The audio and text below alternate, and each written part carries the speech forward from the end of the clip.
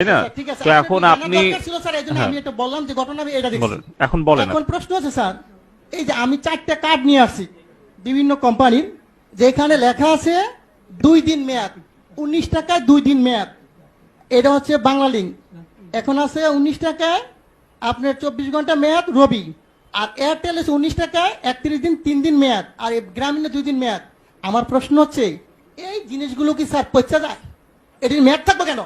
আমার প্রশ্ন হচ্ছে মানুষের টাকা আপনি মনে করেন আমরা যদি 20 কোটি লোক হই, যদি 20 টাকা করে ভরি, আর একদিন সবাই কথা বললাম না, কত হাজার কোটি টাকা এই কোম্পানি নিয়ে যাচ্ছে, সিস্টেমের মাধ্যমে নিয়ে যাচ্ছে। এর আগে আমি বলেছিলাম, একটা নিউজে দেখাইছে 17 মিলিয়ন ভিউ হয়েছে। ওদিন থেকে উচিত ছিল এই সিস্টেমটাকে বাংলাদেশে বন্ধ করে দেওয়া। আমি বারবার বলেছি গরিব মানুষ ভিক্ষা করে, সে 20 টাকা ভরে। আপনি হয়তো জানেন না, আজকে বললাম সে তার মা মারা গেছে, বাপ মারা গেছে, সে কথা বললো না, তার মানে আমার টাকা চলে যাবে? হয় কেন? এই গ্রামীণ ফোন কোম্পানি বা অন্য কোনো কোম্পানি এরা কারা?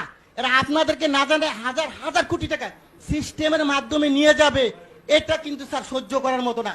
প্রথম প্রশ্ন হচ্ছে এটাকে আজকের মিটিং এর পর থেকে কিছুক্ষণ পরের মতো আপনারা দিবেন, যাতে বাংলাদেশের কোন জনগণের একটি টাকা যাতে না যায়। এটা আমার দাবি। কত হাজার কোটি টাকা আপনি এই ব্যবসাটা আমাকে দেন, লাইসেন্সটা আমাকে দেন। আমার যে ব্যবসায়ী আছে 15 লক্ষ বাংলাদেশ, আমি কিন্তু লাইসেন্সদারি প্রতিষ্ঠান, আমার এফবিসি এর মেম্বার। এই লাইসেন্সটা আমাকে দেন, আমি বাংলাদেশে ব্যবসা করি। এই টাকা আপনার সরকারি খাতে কত টাকা লাগে আমি দিব, এই কোম্পানিকে পাচার করার জন্য দিব না স্যার। এই জনগণের টাকা পাচার করে নিয়ে যাবে, এটা আমি দিতে রাজি নাই। কিন্তু আমাকে মেরে ফেলেন, কোনো আপত্তি নেই। সো এই টাকা পাচার করার কোনো সিস্টেম নাই স্যার। আরেকটা জিনিস আপনাকে বলবো স্যার, আপনি যেটা আজকে পেয়েছে আমি ভাগ্যবান যে আপনি শুনবেন।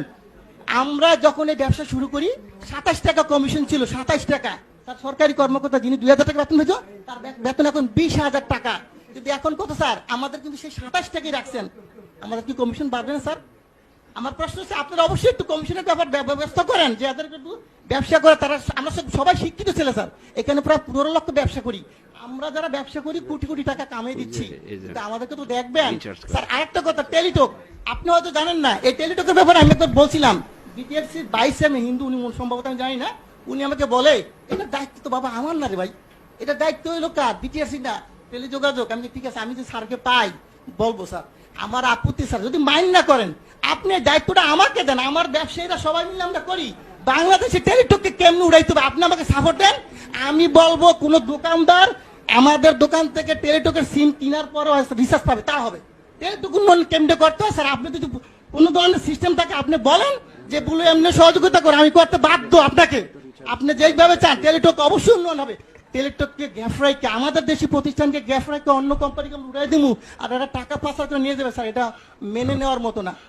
অবশ্যই আমি চাবো, আমি অনেক কথা বলতাম স্যার, কিন্তু আজকে বললাম না।